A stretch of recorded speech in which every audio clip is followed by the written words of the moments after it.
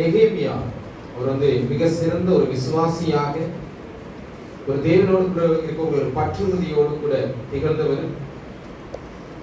எப்படி அப்படின்னு சொன்னா, எருசலேமுடைய மதில் சுவர்களை பலவிதமான எதிர்ப்புகள் மத்தியில சக்சஸ்ஃபுல்லா கட்டி பிடிச்சவர் அப்படிதானே நெகேமியா. அப்போ பார்க்கும் பொழுது இவர் மிக சிறந்த ஒரு தலைவராக இருக்கிறார். நெகேமியா மிக சிறந்த ஒரு தலைவராக இருக்கிறார். இவர்கிட்ட நம்ம எல்லாம் ஒரு தலைமைத்துவ பண்புகள் எப்படிலாம் இருக்கும், ஒரு தலைவர் எப்படிப்பட்டதான கேரக்டரிஸ்டிக்ஸ்ல இருக்கணும் அப்படிங்கறது இவர்கிட்ட நம்ம கத்துக்க முடியும். அப்ப இவருடைய வெற்றிக்கும் சாதனைக்கும் உறுதுணையா இருந்தது என்னது அப்படின்னு சொன்னா, இவருடைய ஜெப வாழ்க்கை, மன்றாட்டு, அது ஜெபிப்பது. இப்ப நெகேமியா நெகேமியா புத்தகத்தில் ஃபர்ஸ்ட் வசனத்திலேயே நமக்கு என்ன புரியுதுன்னா, இவருடைய ஜெப வாழ்க்கை பண்பை பற்றி, அதாவது கேரக்டர் பற்றி நமக்கு புரிய முடியும்.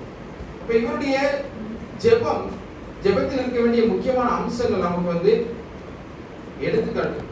நம்ம எப்படி ஜெபிக்கணும், நம்ம எப்படி ஒரு ஜெபத்தின் மூலமாக ஒவ்வொன்றையும் பெற்றுக்கொள்ளணும், நம்மளுடைய வேண்டுதல் எப்படியாக காணப்படணும். நம்முடைய வேண்டுதல்கள் இந்த தினத்தில் ஒரு 7 வார்த்தைகள் மூலமாகத்தான் நாம் சிந்திக்க போகிறோம். ஞாபகம் கண்களை மூடலாம், ஜெபிப்போம்.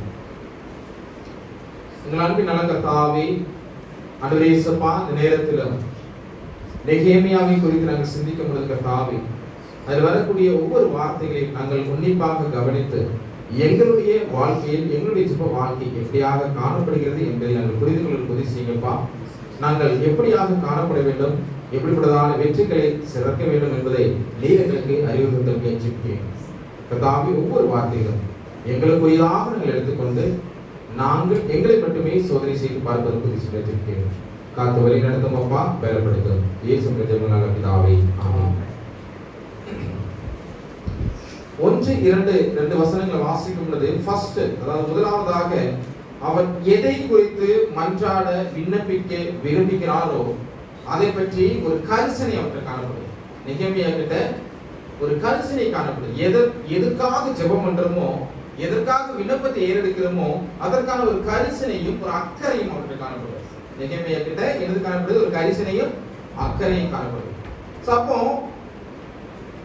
இவர் என்னவா இருக்கிறார் அப்படின்னு சொன்னா, அர்த்தஸ்டா அப்படிங்கிற அர்த்தஸ்டா அப்படிங்கிற பேர்சியன் நாட்டு மன்னன் கிட்ட பான பாத்திரக்காரனா இருக்கிறார். அப்படிதானே? பான பாத்திரக்காரனா இருக்கிறார். இடையில கூட யாரு பான பாத்திரக்காரனா யாருன்னு யாரும் கேட்டாங்க. கப்சிப்பர். அப்போ இவர் ஒரு பான பாத்திரக்காரனாக இருக்கிறார். எருசலேம் பற்றி, அவர்களுடைய சிறையிருப்பை பற்றி, சிறையிருப்பில் தப்பினவர்களை பற்றி எல்லாம் கேட்டு அறிகிறார். கேட்கிறார், இதை விசாரிக்கிறார். ஒரு விசாரணை இவங்க இருக்குது. அதாவது இவங்களுக்காக ஜெபிப்பதற்கு முன்னதாக ஒரு விசாரணை நடத்துகிறார். யூதர்கள் எவ்வளவு பேர் ஜெயில இருக்கிறாங்க, எவ்வளவு பேர் வெளியில இருக்கிறாங்க, யாரும் தப்பிச்சு போனாங்க, இவங்களுடைய நிலை என்ன அப்படிங்கிறதான அந்த ஒரு கரண்ட் அஃபேர் மாதிரி இந்த அந்த தற்காலிக ஒரு செய்தியை அவர் அறிந்து கொள்கிறார். எப்படியாக அவங்க இருக்கிறாங்க, அவங்க நிலை எப்படியாக இருக்கிறது, இது அவருடைய கரிசனை உள்ளத்தை காட்டுது. அப்படிதானே? அவர் கேட்டு அறிகிறது அவருடைய கரிசனை உள்ளத்தை காட்டுது. நம்ம எந்த காரியத்துக்காக ஜெபம் பண்ணுகிறோமோ இல்ல மன்றாடுகிறோமோ அதை பற்றி நமக்கு நிச்சயமாக ஒரு கரிசனை முக்கியம். அப்ப யாருக்காக வேண்டுதல் செய்கிறோமோ அவரை பற்றி நம்ம புரிந்திருக்க வேண்டும். அவரை குறித்து அவர் எப்படியாக இருக்கிறார் அப்படிங்கிறத தெரிஞ்சிருக்கணும். அப்ப நமக்கு இப்படிப்பட்டதான கரிசனை காணப்படுதா? ஏதாவது ஒரு நபர்களுக்கு நம்ம ஜெபிக்கும் பொழுது அந்த நபர் எப்படிப்பட்டதான நிலையில் இப்ப இருக்கிறாரு, இப்ப கரண்ட்ல அவர் எப்படி இருக்கிறார் அப்படிங்கிறத நம்ம புரிந்து கொள்கிறோமா இல்ல விசாரித்து விட்டு நம்ம ஜெபிக்கிறோமா அப்படிங்கிறது ரொம்ப முக்கியமான ஒன்று. அப்ப இங்க நம்மை தானே ஆராய்ந்து பார்ப்பதற்கு நெகேமியா ஒரு எடுத்துக்காட்டாக இருக்கிறார். அவர் என்ன செய்யறாரு? ஒருவருக்காக ஜெபிக்கும் பொழுது, ஒரு காரியத்துக்காக ஜெபிக்கும் பொழுது அந்த காரியம் எப்படியாக இருக்கிறது அப்படிங்கறத மேல ஒரு பற்றோட கூட இருக்காரு, ஒரு கரிசனையோட கூட இருக்காரு. சோ நம்ம ஒருவருக்காக ஜெபிக்கும் பொழுது இதே போல ஒரு கரிசனை நம்ம கிட்ட காணப்படணும் அப்படிங்கறத நெகேமியாவுடைய இந்த ஒரு வேண்டுதல் பிரகாரமாக மன்றாட்டின்படியாக நம்ம கற்றுக்கொள்ள முடியும். இரண்டாவது பார்த்துக்கிட்டோம்னா 4வது வசனத்துல ஊக்கமும் தீவிரமும் காணப்படுது. எப்படி, எதற்கான ஊக்கம் சொன்னா, நம்ம செய்யக்கூடிய விண்ணப்பங்கள் பெரும்பாலும் எப்படி இருக்குதா, ஏனோ தானோ தான் இருக்கு. நம்ம செய்யக்கூடிய ஜெபங்கள் ஏனோ தானோ தான் இருக்கு. நம்ம சில நேரத்தில் ஜெப வீரர்களாக மாறிடுவோம். எப்படின்னு சொன்னா, ஜெபத்துல ஃபுல்லா வேத வசனங்கள் மட்டும்தான் இருக்கும். அப்படிதானே? கடவுள் சொன்னதையே அவருக்கு திரும்ப சொல்லி ரிப்பீட் அடிச்சு நமக்குள்ள தேவை என்னவோ அதை லாஸ்ட் ஒரே வார்த்தையில முடிச்சிடும். அதனாலதான் நீங்க எந்த வசனத்தை சொன்னீங்க? நாமத்தினாலே நீங்கள் எதை கேட்கிறீர்களோ அதை நான் உங்களுக்கு செய்வேன். அப்படிதானே? அப்போ தேவன் கிட்ட நம்ம என்னத்தை கேட்கணும்? நம்மளுக்கு தேவைகளை கேட்டா போதும். அப்படிதானே? தேவைகளை கேட்டா போதும். அவருடைய ஜெபம் நீங்க எப்படி ஜெபிக்கணும்னு சொன்னா அந்த ஜெபத்துல நீங்க பாத்தீங்கன்னா அதுல வேத வசனத்தை குறிப்பிட்டு தராரா? இந்த வேத வசனங்களை நீங்க குறிப்பிட்டு நீங்க ஜெபம் பண்ணுங்க சொல்லியிருக்காரா? அதனால வேத வசனத்தை சொல்லி ஜெபம் பண்றவங்க தப்புன்னு நான் சொல்ல. அதாவது நம்முடைய தேவை என்னவோ அதை நீங்க ஹைலைட் பண்ணணும் அப்படின்னு தான் சொல்றேன். ஓகேவா? உங்களுடைய தேவைகள் என்னவாக இருக்கிறதோ அதை கேட்பதுதான் என்னது? ஜெபம். அப்படிதானே? நீங்க ஒரு அச்சங்கிட்ட ஏதோ பெர்மிஷன் கேட்க போறீங்க. அவர் ஏதோ பிரசங்கத்துல ஏதோ சொல்லியிருக்கிறாரு. சோ அந்த பிரசங்கத்தெல்லாம் எடுத்து நீங்க அவர்கிட்ட சொல்லிட்டு அந்த தேவை நீங்க கேட்பீங்களா? ஓகே, நானே ஒரு அட்வைஸ் ஏதோ சொல்லியிருக்கேன். சர்ச்சில் ஒரு பிரசங்கம் இருக்கு. ஏன்ட்ட நீங்க இப்படிலாம் சொல்லியிருக்கிறீங்க அப்படின்னு சொல்லிட்டு லாஸ்ட்ல இந்த தேவை எனக்கு இருக்குன்னு நீங்க சொல்லுவீங்களா? இல்ல. அப்போ தேவைகள் எதுவோ அதை கேட்பது என்னது? ஜெபம். இவர் என்ன செய்யறாரு? அந்த தேவைகளை அறிந்து கொண்டு அதோடு கூட உணர்ந்து கொண்டு அது எப்படிப்பட்டதான தேவை அப்படிங்கறத புரிந்து கொள்கிறார். அப்ப இங்க யூதாவில மீதமுள்ள யூதர்கள் ரொம்ப துயரத்துல காணப்படுறாங்க, நிந்தை அனுபவிக்கிறாங்க அப்படிங்கிறதையும் அவர் புரிந்து கொள்கிறாரு. அது மட்டும் இல்லாம இந்த நிந்தைகளை அனுபவிக்கக்கூடிய அந்த சூழல்ல தான் என்ன செய்யறாங்க? எருசலேம் மதில்களை கட்டியும் முடிக்கிறார். அப்போ இங்க இந்த யூதர்கள் காணப்படும் பொழுது யூதர்கள் எப்படிப்பட்டதான ஒரு வேதனையில் காணப்பட்டாங்கன்னு சொன்னா, இந்த மதங்கள்லாம் இடிச்சுட்டாங்களே, இப்படிப்பட்டவங்கலாம் இருக்கிறாங்களே, இந்த சமூகத்துல இருக்கிறாங்க அப்படின்னு சொல்லி இந்த யூதர்கள் பலவிதமான சிந்தைகளோடு கூட பலவிதமான ஏக்கங்களோடு கூட காணப்படும் பொழுதுதான் இந்த நெகேமியா என்ன செய்றாரு? இவங்களுக்காக உருக்கமாக ஜெபிப்பதற்கும் இவங்களை ஒரு ஒரு ஒரு ஒரு ஒரு இதுல இருந்து மாற்றுவது, ஒரு விடுதலை இவர்களுக்கு கொடுப்பதற்குமாக இவர் தேவனோடு மன்றாடுவதற்கு தயாராகிறார். அப்ப இங்க பார்க்கும்போது யூதால ஒவ்வொரு மக்களும் என்ன செய்யறாங்கன்னா, எருசலேம் பட்டணத்துல மதில்கள் இடிந்து வாசல்கள் தீக்கு இரையாக்கப்பட்டதை எல்லாம் உணர்ந்து கொண்டு அவங்க என்ன செய்யறாங்க? ரொம்ப ரொம்ப ரொம்ப என்ன செய்யற ஒரு கஷ்டத்துல இருக்கிறத புரிந்து கொள்கிறார் இந்த நெகேமியா. சோ இவங்க எல்லாம் ரொம்ப உபத்திரப்படுதாங்க, இவங்களுக்குள்ளான உரிமைகள் பறிக்கப்படுது அப்படிங்கறதெல்லாம் புரிந்து கொண்டு இவர் என்ன செய்யறாருன்னு சொன்னா, அழுது துக்கித்து அவங்களுக்காக மன்றாட ஆரம்பிக்கிறார். எப்படி? அழுது துக்கித்து. ஓகேவா? அப்போ இதே போலதான் தானியேலும் ஜெபம் பண்ணாரு. இதே போலதான் தானியேல் எப்படிப்பட்டது? இதே போலதான் அழுது துக்கித்தாரு, உபவாசம் பண்ணாரு, ரெட்டிலும் சாம்பலிலும் என்ன செஞ்சாரு? உட்கார்ந்து ஜெபம் பண்ணாரு. அப்படிதானே? அப்போ கடவுளை தேட ஆரம்பிக்கும் பொழுது நம்ம எப்படி இருக்கணும்? உணரணும். ஃபர்ஸ்ட் உணர்ந்தால் மட்டும் நமக்கு என்ன செய்யும்? நம்ம இந்த வொர்ஷிப்ல எல்லாம் ஏனோ தானு கண்ணு திறந்துக்கிட்டு அப்படியே இருந்துட்டு பாட்டு பாடுறது இல்லை, எதுவும் இல்லை, அப்படியே இருந்துக்கிட்டு நான் வந்திருக்கேமே எப்போ முடிப்பான்னு தெரியாம நிற்கக்கூடாது. என்ன செய்யணும்? கண்களை மூடி, உங்களுக்கு பாட்டு தெரியல, கண்களை மூடுங்க, கண்களை மூடி அந்த பாட்டுல லிரிக்க கவனிங்க, பாடுறத கவனிங்க, கவனிச்சு என்ன செய்யணும்? ஜெபிக்கணும். அந்த வார்த்தைகள் என்ன செய்யும்? உங்ககிட்ட பேசுனா உண்மைக்குமே நீங்க உணர்ந்தீங்கன்னு சொன்னா உங்க கண்ணில் இருந்து உங்களை அறியாம கண்ணீர் என்ன செய்யும்? வரும். இதுதானே? உண்மைக்கு உணர்ந்து நான் ஜெபிக்கும் பொழுது நம்ம கண்ணீர் வரும். நம்ம எதுக்காக ஜெபிக்கும் போது நீ எதுக்குப்பா ஜெபம் பண்ணும்போது அழுதுன்னு யாரும் கேட்க முடியாது. அதுதானே? நீங்க என்ன செய்யலாம்? உணர்ந்து ஜெபிக்கலாம். திருச்சபையில என்னது? அதற்கான ஃப்ரீடம் இருக்கு. நீங்க திருச்சபையில மட்டும் தான் என்ன செய்ய முடியும்? நீங்க முழு மனதோடு கூட சத்தமிட்டு கூக்குரல் இட முடியும். அப்படிதானே? சோ அந்த ஒரு இடத்தை நீங்க உபயோகப்படுத்திக்கோங்க. அப்ப இங்க தானியேலையும் இதே போல பார்க்க முடியும். ஆத்ம பாரத்தால நெகேமியா கண்ணீரோடு மன்றாடுற தானியேலை போலதான். அப்ப இந்த உள்ளம் உடையும் போது அவர்கிட்ட என்ன செய்யுது? கண்ணீர் வருது. அப்ப உள்ளம் உடைஞ்சால் என்ன ஆகும்? ஒண்ணு வேணா ஜெபிக்கும் போது மட்டுமே உள்ளம் உடையுது. சில சூழ்நிலைகளில் நம்ம உள்ளம் உடையும் போது என்ன செய்யும்? ஆட்டோமேட்டிக்கா கண்ணீர் வரும். அது குடும்பத்திலே ஆனாலும் சரி, பப்ளிக்னாலும் எந்த இடத்துல கண்ணீர் எப்போ வருது? கண்ணீர் சும்மா வருமா?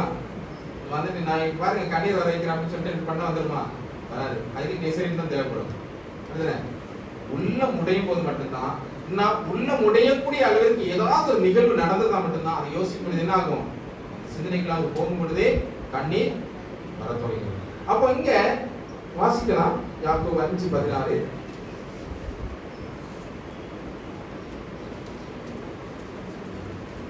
யாக்கோபு 5:16.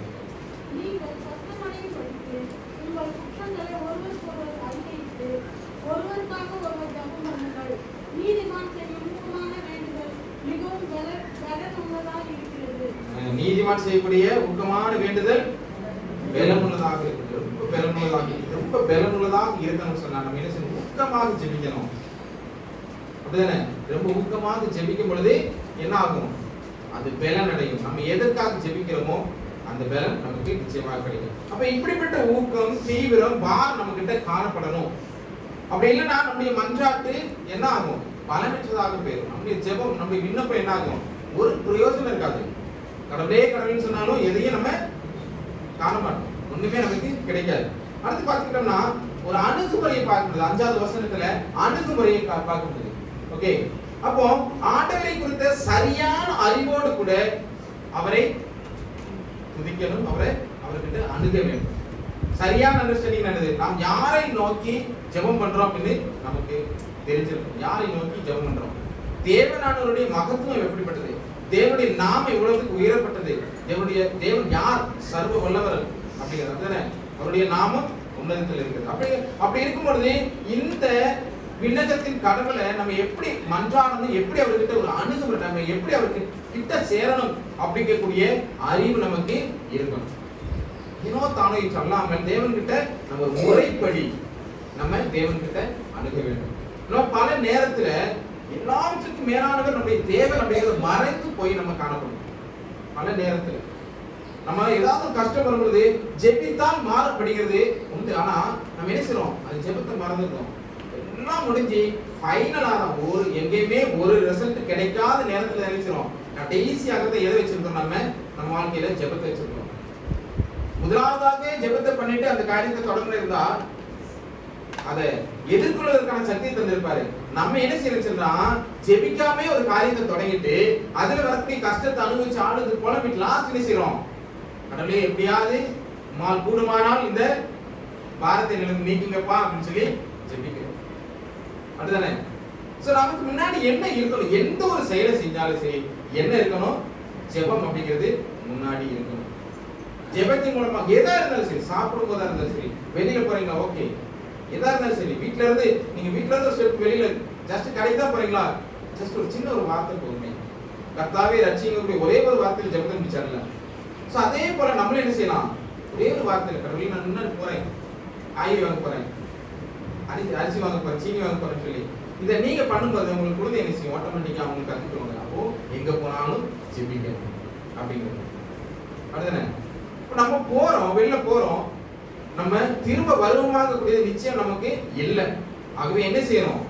ஜெபித்து தான் நம்ம எல்லாத்துக்கும் முன்னாடி ஜெபிக்கணும். ஜெபம் ஒரு அவமானம் அல்ல, அது நம்மளுடைய அடையாளம். ஓகேவா? சோ அந்த அடையாளத்தை நம்ம ஒருபோது என்ன செய்யறது? யாருக்காகவும் விட்டு கொடுக்க கூடாது. அந்த அடையாளத்தை யாருக்காகவும் நம்ம வெட்கப்பட்டு மாறிக்க கூடாது. நீங்க முஸ்லிம்ஸ் எடுத்துக்கிட்டீங்கன்னா எங்கேயாச்சும் வெட்கப்படுவாங்க? இல்ல. ஏன்? அவங்களுக்கு அவங்களுடைய தேவன் யார் அப்படிங்கறத அவங்க உணர்றாங்க. ஆனா நம்ம தேவன் இல்லை, அவங்க வணங்கக்கூடிய தேவன் எல்லாத்துக்கும் மேலானவர் அப்படிங்கறத அவங்க உணர்ந்தாங்க. ஆனா உண்மை இல்ல தேவனை வணங்கக்கூடிய நம்ம அதை உணராம அப்படியே ஏன்னா நம்ம தேவன் யாரு? மன்னிக்க கூடியவர், சர்வ வல்லவர்லாம் தெரியும். ஆனா நம்ம தேவன் மன்னிக்க கூடியவர். என்னத்தை பண்ணிட்டு நினை போனாலும் என்ன செஞ்சுறாரு? பரவாயில்லமே அப்படிங்கக்கூடியவர். சாமி என்ன செய்யறோம்? நம்ம அவரை லாஸ்ட் வச்சிருக்கோம். அந்த அணுகுமுறை நம்ம கிட்ட நிச்சயமாக இருக்கணும். அது மட்டும் இல்லாம தேவனானவர் பெரியவர் அப்படிங்கிறது மகத்துவம் உடையவருங்கிறதும், மனிதனால் கூடாத தேவனால் செய்யக்கூடும் அப்படிங்கிறதையும் நம்ம மறந்துடும். நம்ம என்ன சொல்றோம்? நம்மளுடைய கற்பனைகளை மட்டும்தான் முன்னாடி வைக்கிறமே தவிர தேவனுடைய கற்பனைகளை நம்ம புறந்தள்ளிடணும். சோ இப்படிப்பட்டதான தேவனுடைய கற்பனைகளை நாம் கை கொண்டு தேவனுக்களாக நம்ம காணப்படும் பொழுது நம்முடைய தேவைகள் ஆட்டோமேட்டிக்காக சந்திக்கப்படும். இதைத்தான் சுருக்கமாக என்ன செய்யறாருன்னா மூணே கேரக்டர்ல இவர் சொல்றாரு. மூணே கேரக்டர். கிரேட்னஸ் ஆஃப் காட், அதாவது தேவன் மகத்துவமானவர், உடன்படிக்கை ஆண்டவர், இரக்கம், கிருபை உள்ளவர். ஓகேவா? Greatness of God, goodness of God, grace of God. மூணே பண்புகள்ல முடியுது, கேரக்டர்ஸ்ல முடியுது. அப்போ அவர் உடன்படிக்கையின் ஆண்டவர் அப்படிங்கிறதுனால அவரோடு கூட உடன்படிக்கையின் உறவுல நிலைத்திருப்பவர் அவரை நெருங்க அவரிடம் மன்றாட தகுதியுள்ளவர்களாக மாற்றப்படுவார். அப்படிதானே? அப்போ கடவுளை பற்றிய வெறும் புத்தக அறிவு மட்டும் இல்ல, சும்மா கேட்டு அறிவு இருக்கக்கூடாது. என்ன அறிவு இருக்கணும் நம்மகிட்ட? அனுபவ அறிவு இருக்கணும். அப்படிதானே? நீங்க ஒரு வேலைக்கு போறீங்க, நீங்க சும்மா போய் வார்த்தையால சொல்லிட்டா கேட்டுவாங்க, உங்களை எடுத்துவாங்க. ஒரு பிவேலுக்கே நீங்க வேலைக்கு போறீங்க, சும்மா டைம் ஸ்பீட் போயிருக்கீங்க, எடுப்பாங்களா? எடுக்க மாட்டாங்க. சரி ரைட் பண்ணேன், ரைட் வருது. என்ன செய்வாங்க? உங்கள்கிட்ட ரெஸ்யூம் கேட்பாங்க. அந்த ரெஸ்யூம்ல எது முக்கியமானது? உங்க படிப்பா? இல்ல, எக்ஸ்பீரியன்ஸ். அதானே? அப்ப தேவன் கிட்ட நம்ம என்ன, தேவனை அறிந்து கொள்வதற்கு எது தேவை? எக்ஸ்பீரியன்ஸ். அதுதானே? அனுபவ அறிவு தேவை. நம்ம அதை அனுபவிச்சாதானே அந்த அறிவு இருக்கும். அனுபவிக்காமே இருந்த என்ன அறிவு கிடைக்கும்? அப்படிதானே? ஒரு வேலை புதுசா நம்ம தொடங்கி அதுல அந்த பிராக்டிஸ் எடுத்து இருந்தாதான் நமக்கு அது தெரியும். நம்ம அணுகுல ஜெபிக்கக்கூடியவர்களாக இருந்தாதான் ஜெபத்தினுடைய அந்த அருமை தெரியும். ஜெபிக்காதவர்களாக இருந்து எப்பமாவது ஒரு தடவை கஷ்டம்னு வரும்போது மட்டும், எங்கேயாவது ஒரு தடவை எங்கேயோ ஒரு இடத்துல வலிக்கும் போது மட்டும் ஜெபிச்சுக்கிட்டு இருந்தோம்னா நமக்கு அந்த எக்ஸ்பீரியன்ஸ் கிடைக்குமா? அது எப்படிப்பட்டதான எக்ஸ்பீரியன்ஸ்னா, ஒரு வேலைக்கு போயிட்டு அந்த வேலை பிடிக்கலன்னு சொல்லி கட் பண்ணிட்டு அடுத்த வேலைக்கு போகுது. அங்கிட்டு இருக்கும்போது தாவி பாருங்க, எக்ஸ்பீரியன்ஸ் சர்டிஃபிகேட் இருக்குமா? இருக்காது. அது மாதிரி தான். எனக்கு எல்லாம் தெரியும், நான் படிச்சிருக்கேன், எனக்கு தெரியும், ஆனா எனக்கு ஒரு எக்ஸ்பீரியன்ஸ் இல்லை. நான் வேலையெல்லாம் செஞ்சிருக்கேன், ஆனா எங்கேயும் நான் நிரந்தரமா நின்னது அந்த மாதிரி தான். அப்போ நமக்கு அந்த அனுபவ அறிவு மிக முக்கியமானது.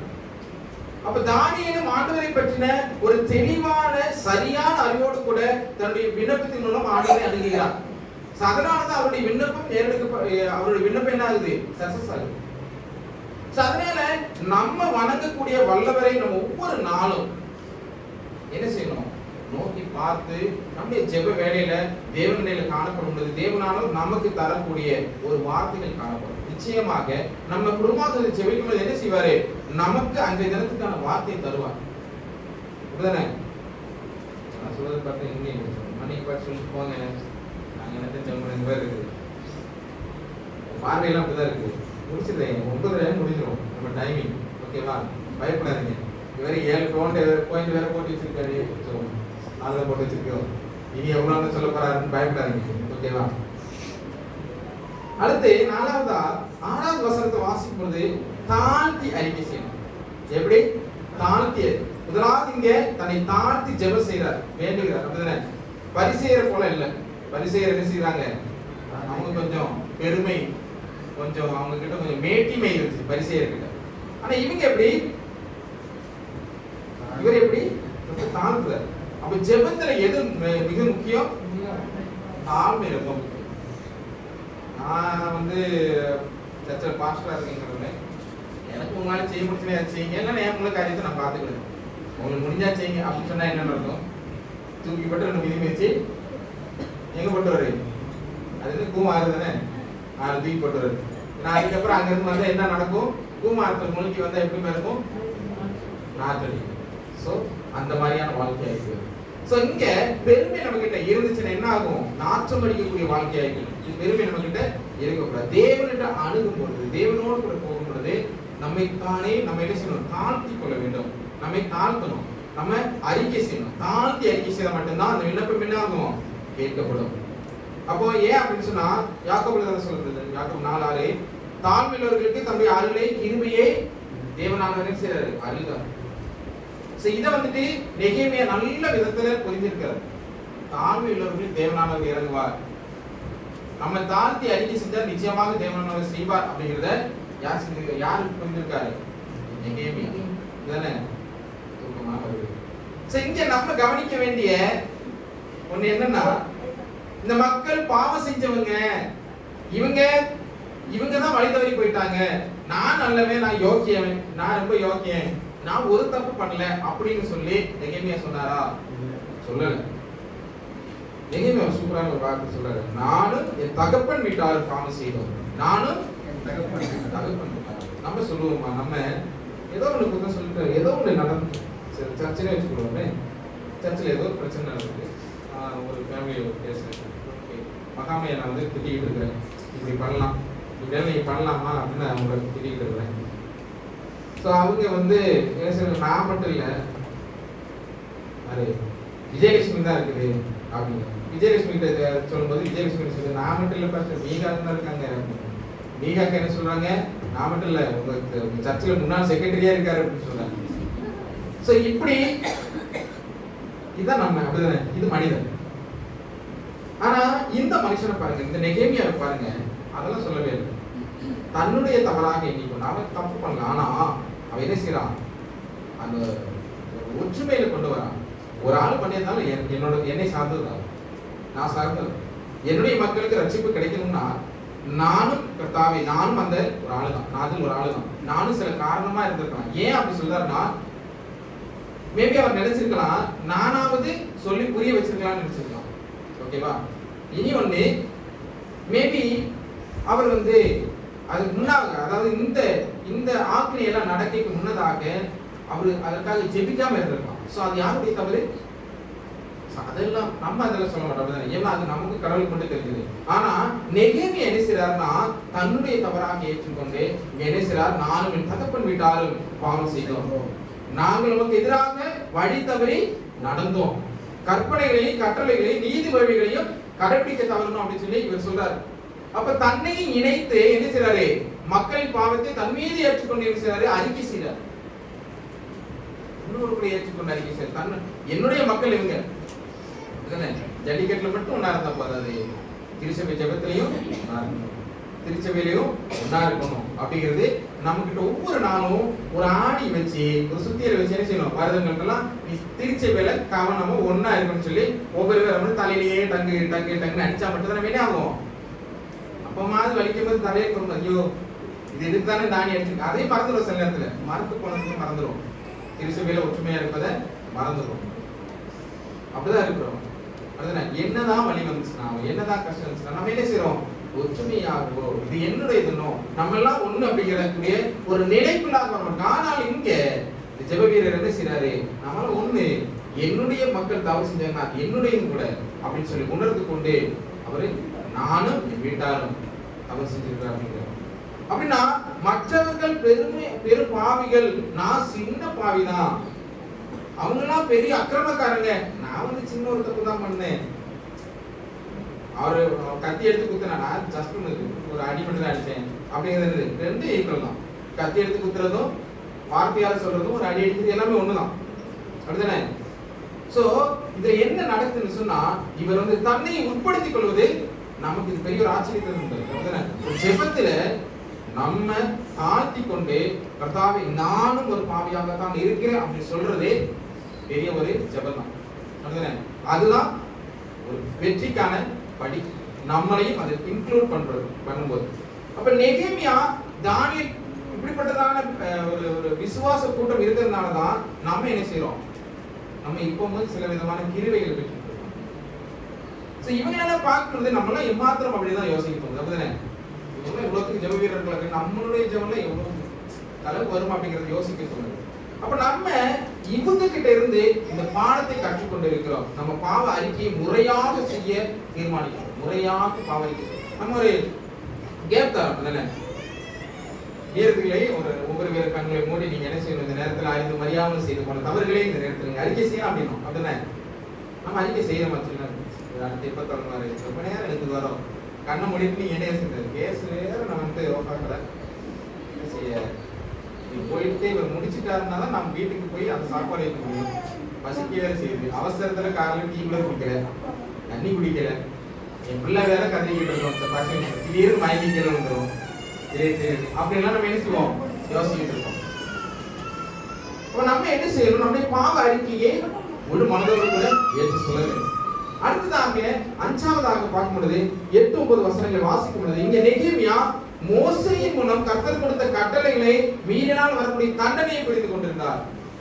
மோசே மூலமாக தேவன் கொடுத்த கட்டளை, அதை மீறினா வரக்கூடிய தண்டனையை என்ன செய்ய நெகேமியா புரிந்திருக்கிறார். இங்க 8வது வசனத்தில் அதே போல லேவியராகமம் 26, 14, 15, 13, உபாகமம் 4, 29 முதல் 35 வரை இந்த வசனங்கள் எல்லாம் வாசி பார்க்கும் பொழுது மீறுதல்னால் வரக்கூடிய தண்டனைகளை நம்ம புரிந்து கொள்ளலாம். அதே வேளையில கீழ்ப்படிந்தால் வரக்கூடிய ஆசீர்வாதத்தையும் நெகேமியா புரிந்து கொண்டிருந்தார். கீழ்ப்படிஞ்சா என்ன நடக்கும், தவறு மீறினா என்ன நடக்கும் அப்படின்னு சொல்லி அது தெரிஞ்சிடும். கீழ்ப்படிஞ்சா என்ன நடக்கும், அதே போலதான் லேவியராகும் உபாகமத்தின் வாசத்தில். அப்போ இதை அறிந்து கொண்டு மன்றாடுகிறார். நம்ம நிறைய இடத்துல பார்த்துப்போம், ஒரு இடத்துக்கு போனா ஆசீர்வாதம் ஆசீர்வாதம் ஆசீர்வாதம் வச்சு ஆசீர்வாத ஜெபங்கள் இருக்கும், ஆசீர்வாத கூடுகைகள் இருக்கும், ஆசீர்வாத பிரசங்கம் இருக்கும், ஆசீர்வாத பாட்டு இருக்கும், ஃபுல்லாவே ஆசீர்வாதம் தான். சேனலை சொல்லல, பிரசங்கத்தை சொல்றேன். ஓகேவா? நமக்கு என்ன பிடிக்கும் சொல்லுங்க, நமக்கு என்ன ரொம்ப பிடிக்கும்? ஒண்ணு ஆசீர்வாதம் கூடிய ஒரு பிரசங்கம் இருக்கும். அப்படி இல்லையா தண்டனை மட்டும் குறிக்கோளா வச்சுக்கிட்டு பிரசங்கக்கூடிய பிரசங்கம் இருக்கும். அப்படிதானே? இது ரெண்டு இருந்தாலும் நமக்கு கொஞ்சம் இன்ட்ரெஸ்டா இருக்கும். இது ரெண்டும் மறந்த மாதிரி பல பிரசங்க யாரும் பண்றது இல்லை. அப்படிதானே? எல்லாரும் தான், என்னையும் பாருங்க, நானும் தான். அப்படிதானே? தண்டனையும் ஆசீர்வாதத்தை ஒருமித்து சொல்லுங்க. நீ எது பண்ணுனா தப்பு, இது செஞ்சா சரி அப்படின்னு சொல்ற மாதிரி ஒரு பிரசங்கம் மேக்ஸிமம் பேர் பண்றது. அது யூடியூப்ல ஆனாலும் சரி, எல்லாத்தையுமே பார்க்கும்போது ஆசீர்வாதத்தை மட்டுமே குறிக்கோளை வச்சு சொல்றாங்க. நீ இதெல்லாம் செய்ய ஆசீர்வாதம் கிடைக்கும், இதெல்லாம் செஞ்சாதான் ஆசீர்வாதம் கிடைக்கும். ஓகே, இதெல்லாம் பண்ணா நீ தண்டனை வரும்னு சொல்லி தனித்தனியா தான் போகுது. அப்படிதானே? நம்ம ஆசீர்வாதம் மட்டும் சொன்னோம்னா அப்ப நம்ம எதை செய்யக்கூடாதுன்னு சொல்லணும்ல. நம்ம தண்டனை சொன்னோம்னா அப்போ இந்த தண்டனை வராம இருக்குன்னா என்ன செய்யணும்னு சொல்லணும்ல. இங்க இந்த 2 வசனத்தை 8 9 வசனத்தை பார்க்கும்போது நெகேமியா இந்த விண்ணப்பத்துல 2 வசனம் நமக்கு கற்றுத் தரக்கூடிய பாடம் என்னன்னா ஆசீர்வாதம் தண்டனை அப்படிங்கக்கூடிய இரண்டையும் இணைத்து சொல்லுதான். அப்ப நம்முடைய திருச்சபையில கிறிஸ்தவ கூடுகையில நம்ம என்ன செய்யறோம், பல நேரத்துல 1ஆம் தேதி ஆச்சுன்னா ஆசீர்வாத குறி எடுக்கிறோம். இந்த வருடத்தினுடைய வாக்கு தத்துவம் அப்படி சொல்லி எடுக்கிறோம். வாக்கு தத்துவங்கள் எப்படி வருது? வாக்கு தத்துவம் எப்படிப்பட்டது சொல்லுங்க? வாக்கு தத்துவம் ஆசீர்வாதமானது மட்டும்தான் இருக்கும். தண்டனை குறியது இருக்குமா?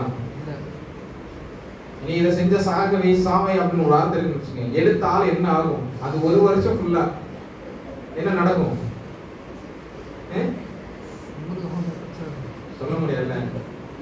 நான் அதனாலதான் போன தடவை இந்த தடவையும் இந்த நம்மளுடைய திருச்சபையில கொடுக்கக்கூடிய அந்த 1ஆம் தேதி கொடுக்கக்கூடியதுல ஒரு சைடு கட்டளையும் இன்னொரு சைடு ஆசீர்வாதம் இருக்கக்கூடியதை செலக்ட் பண்ணது. நிறைய பேர் கேட்டாங்க. அது கலண்டர் பின்னாடி ஒரு சரி அந்த வசனத்துக்கு பின்னாடி ஒரு கலண்டர் இருந்துச்சுன்னா நல்லா இருந்திருக்கும். நாங்க நல்லா அதை பார்த்தோம். ஆனா பல இடத்துல எப்படி இருக்குது, அதெல்லாம் புத்தொட்டில இருக்கு, நம்ம கலண்டர் புத்தொட்டில இருக்குது. அப்படி இருக்கும்போது இவங்களுக்கு கையிலேயே வச்சுக்கிட்டு நடக்கிறதுக்கு ஒரு கலண்டர், ஒரு கேண்டி கலண்டர் வேணும். கேண்டி கலண்டர், கேன் கலண்டர் நான் சொல்லல, நான் சொல்றேன். அப்ப நம்ம எப்படி இருக்கணும் அப்படின்னு சொன்னா, இப்பெல்லாம் கேட்டோம்னா யாருக்காச்சும் அவரவருடைய வாக்குத்தத்தை ஞாபகம் இருக்குதா? 1ஆம் தேதி பயங்கர ஆர்வம், எனக்கு இது கிடைச்சிட்டு சூப்பர் டி அப்படின்னு சொல்லி அங்க நின்று பேசுனீங்க. அப்படிதானே? இப்போ அந்த வார்த்தை எங்க இருக்குதுன்னு தெரியுமா? பைபிள்ல இருக்குதா? முப்பத்தொட்டில இருக்குதா? எங்க போச்சுனே தெரியாதுன்னு அதை வச்சு பிரேயர் பண்ணா தெரியும். நம்ம சும்மா எடுக்கக்கூடாது, அதை எடுத்து பிரேயர் பண்ணுவதற்காக எடுக்கணும். அதை வச்சு ஜெபம் பண்ணணும். கர்த்தாவே இது எனக்கு சும்மா நான் இது ஏதாவது ஒன்று எடுப்போம், லக்கரிச்சனை கிடைக்கும், இந்த மாதிரி எடுக்கல. இது எடுத்துருக்கிறேன், இந்த வார்த்தையை நான் நம்புறேன், முழுமையா நம்புறேன், இது உமக்கு சித்தமான நடக்கட்டும்னு சொல்லி ஒவ்வொரு நாளும் அதற்காக ஜெபம் பண்ணணும். அப்ப இங்க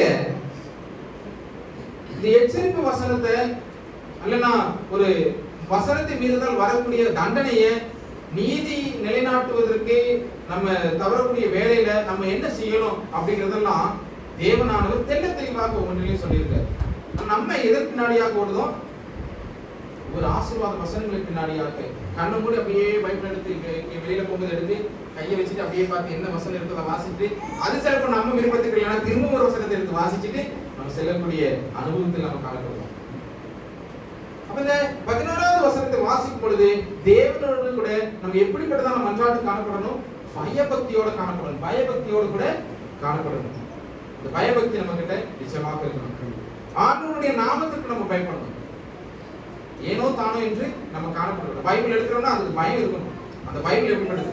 சும்மா தூக்கி அங்க இங்க தூக்கி போட்டு ஓகே, அது ஜஸ்ட் ஒரு புக்கு தான், உலக பிரகாரம் பார்த்த புக்கு. ஆனா அதை நம்ம எப்படி நம்ம யோசிக்கிறோம்? அதுல என்ன எழுதிருக்கு? தேவனுடைய வார்த்தை. தேவனுடைய வார்த்தை இல்ல, அதுக்கு முன்னாடி என்ன இருக்குது? ஹோலி பைபிள் அப்படிதானே? பரிசுத்த வேதாகம். ஏற்பாடு அப்படிதானே? புதிய ஏற்பாடு, பழைய ஏற்பாடு அப்படிதானே? ஏற்பாடுனா என்னது? இங்கிலீஷ்ல என்ன? New Testament, Old Testament. Testament என்ன? சாட்சிகள். புரியுதா? அப்ப அது வெறும் ஒரு புக் அல்ல, சாட்சிகள் இருக்குது. சாட்சிகள் என்னது என்னது எதை தழுவி வருது? உண்மைகளை தழுவி வருது. சும்மா வந்து யாராவது சாட்சி சொல்லுவாங்க, உண்மையா நடந்ததான் சாட்சி சொல்லுவாங்க.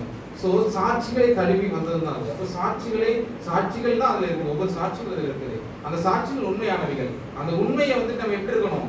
பயபக்தியோட எடுக்கணும். ஒவ்வொரு முறையும் வாசிக்கும் பொழுதும் சரி, நம்ம ஏனோ தானே என்று வாசிக்க கூடாது. முழு மனதோடு வாசிச்சோம்னா நமக்கு என்ன செய்யும்? அது புரியும். சும்மா வாசிச்சோம்னா கொஞ்சம் நேம்ஸ் கூடுதலா வருது அப்படின்னு நமக்கு தோணும். அதை புரிந்து கொண்டு வாசிச்சோம்னா இந்த சரித்திரத்துல இவ்வளவு பேர் வந்திருக்கிறாங்க அப்படிங்கிறது தலைமுறைகளை பற்றி நம்மளால புரிய முடியும். இப்போ பல மதத்தினிடமும் நல்ல ஒரு விசுவாசம் காணப்படுது, நல்ல ஒரு தேவ பக்தி காணப்படுது. நம்ம கிட்ட தேவ பக்தி காணப்படுதா? மேக்ஸ் அதாவது பர்டிகுலரா சொல்லணும்னா கிறிஸ்தவர்கள் கிட்ட தேவ பக்தி காணப்படுதா அப்படிங்கிறது ரொம்ப கொஸ்டின் மார்க், பெரிய ஒரு கொஸ்டின் மார்க்கா இருக்கு. கிறிஸ்தவர்களிடம் தேவ பக்தி காணப்படுகிறதா? நம்ம எவ்வளவுக்கு பக்தியோடு கூட இருக்கிறோம் அப்படிங்கிறது. நம்ம பல வேளையில் பல கூடுகையில் நம்ம என்ன செய்ய வெறிச்சோடி கிடக்கக்கூடிய நிலை தான் பாஸ்டர் நம்ம குடும்பம். அப்படிதான் இருக்கு. அப்படிதானே? நம்ம பக்கத்துல இருந்தா கூட வருவதற்கு நமக்கு என்ன செய்யுது? பயங்கர காலில் ஆணி வந்துருக்கு. அப்படிதானே? காலில் ஆணி தெரியுமா? காயம் படுதுன்னு நினைச்சுக்கோங்க. காலுக்கு ஒரு காயம், சின்ன ஒரு காயம் படுது, அது பழுக்கும் தெரியுமா? மீன்ஸ் அது செப்டிக் ஆகும். அப்படிதானே? ஆனதுக்கப்புறம் அல்லது வெள்ளை கலரா ஒன்று வந்து அந்த அமுக்கி இது பண்ணோம்னா டாக்டர் கிட்ட போனீங்கன்னா நல்லா அமுக்க வந்து நல்லா வழியா இருக்கும். அல்லது என்ன ஒரு வெள்ளை கலர் ஒன்று வெளில வரும். அது என்னது? அதுக்கு பேர் என்ன சொல்லுவாங்க? சீல்னு சொல்லுவாங்க. அதுக்கு தான் ஆணின்னு சொல்லுவாங்க. ஓகேவா? கால் ஆணி. அந்த ரீசன் நடக்க முடியுமா? நடக்க முடியாது. பக்கத்து வீடு கூட போக முடியாது. ஸோ நம்ம பலருக்கும் என்ன இருக்குது? காலில் ஆணி இருக்குது. அதனால என்ன ஆகுது? கூட்டத்துக்கெல்லாம் வர முடியாது. ஆணியோடு இருக்கும். ஆணியோடு இருக்கிறவங்களுக்கு அதி சீக்கிரத்துல என்னது எடுத்து மாற்றப்படும்? சீல் எடுத்து மாற்றிட்டு கர்த்தாவேன்னு சொல்லி நம்ம இனி ஜெபம் பண்ணணும். கர்த்தாவே எங்களுடைய பகுதியில பலருக்கும் காலில் ஆணி இருக்கு கர்த்தாவே. அந்த காலில் இருக்கக்கூடிய எல்லா ஆணியும் எல்லா சீலையும் எடுத்து மாற்றணும் சொன்னா அடுத்த நிமிடத்துல என்ன ஆகும்? தேவனார் விடுதலை தருவாரு. எல்லாரும் செய்வாங்க, நம்முடைய திருச்சபைக்கு வருவாங்க, ஜெபக்கூடைக்கு வருவாங்க. ஸோ அதுக்காக நீங்க என்ன செய்யணும்? ஊக்கமாக ஜெபிங்க. நான் சீரியஸா சொல்றேன். ஓகே? அப்போ நம்ம என்ன செய்யணும்? தேவ பயத்தோடு கூட தேவனிடத்துல மன்றாடணும். தேவ பயத்தோடு கூட தேவனிடத்துல மன்றாடணும். மன்றாடும் பொழுது என்ன நடக்கும்?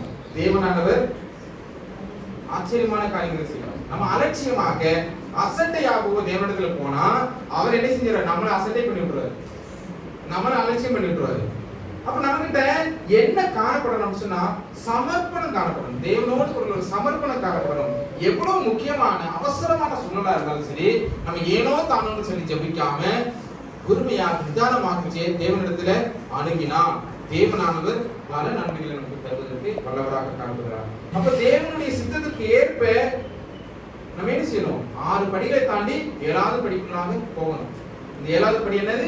சமர்ப்பணம். சமர்ப்பிக்கணும். அப்ப இப்படி வேண்டுதலின் படியாக ஒரு 7 படிகளை நம்ம தாண்டி வரணும். 7 படிகளை நம்ம பூர்ணப்படுத்தணும். அப்ப தேவனை அணுகினா என்ன நடக்கும் அப்படிங்கிறது வந்து அடுத்த அதிகாரத்திலே வருது. அப்படிதானே? அடுத்த அதிகாரத்துல நெகேமியால நம்ம எந்த அதிகாரத்தை சிந்திக்கிறோம்? 1வது அதிகாரம் தானே? அடுத்த அதிகாரத்தை நீங்க வாசிச்சு பாத்தீங்கன்னா என்ன நடக்கும்? அதுல என்ன நடந்துச்சு அப்படிங்கிறது இருக்குது. அப்போ கட்டுமான பணிக்கு தேவையான ஒரு லெட்டர் யார் கொடுக்கிறார்? ராஜா கொடுக்கிறார். எதுக்கு கொடுக்கிறாரு? மரங்களையும் நீங்க அங்க கொடுங்க, உங்களுக்கு தேவையான எல்லாம் செஞ்சு கொடுங்க அப்படின்னு சொல்லி ராஜாவே மன்னனே வந்து சிபாரிசு பண்றாரு. சிபாரிசு தானே? மன்னனே ரெக்கமெண்ட் பண்றாரு. அப்போ இவனுடைய மன்றாடு கேட்கப்பட்டது, விண்ணப்பத்திற்கு விடை கிடைச்சது, ஜெபத்திற்கு பதில் கிடைச்சது, புறப்பட்டு போறாரு. இதற்கு காரணம் யாரு? யாரு? நெகேமியா. நெகேமியாக்கு இப்படி நடந்ததுக்கு காரணம் யாரு? கடவுள். அதற்கு காரணம் யாரு? நெகேமியாவுடைய ஊக்கமான ஜெபம், அவருடைய அணுகுமுறை, அவருடைய சமர்ப்பணம். இதுதான் அவருடைய ஜெபத்திற்கான வெற்றி. நம்முடைய ஜெபத்திற்கான வெற்றி கிடைக்கணும் அப்படின்னு சொன்னா நம்ம சமர்ப்பிக்கணும், ஊக்கமாக ஜெபிக்கணும், நம்மளே நம்மளை அர்ப்பணிக்கும். அந்த அர்ப்பணம் இருந்தால் நிச்சயமாக நம்மளும் என்ன செய்ய முடியும்? 7 படிகளையும் தாண்டி 8வது படிக்கும் நம்ம போட்டு போய்கிட்டே இருக்கலாம். அதுதானே? ஸோ அப்படிப்பட்டதான ஒரு நல்ல ஒரு ஜெப வாழ்க்கை நம்மிடத்துல வரட்டும். ஜெபம் எப்பொழுதுமே ஜெயமாக அமையட்டும். யாவரும் எழுதி இருக்கலாம்.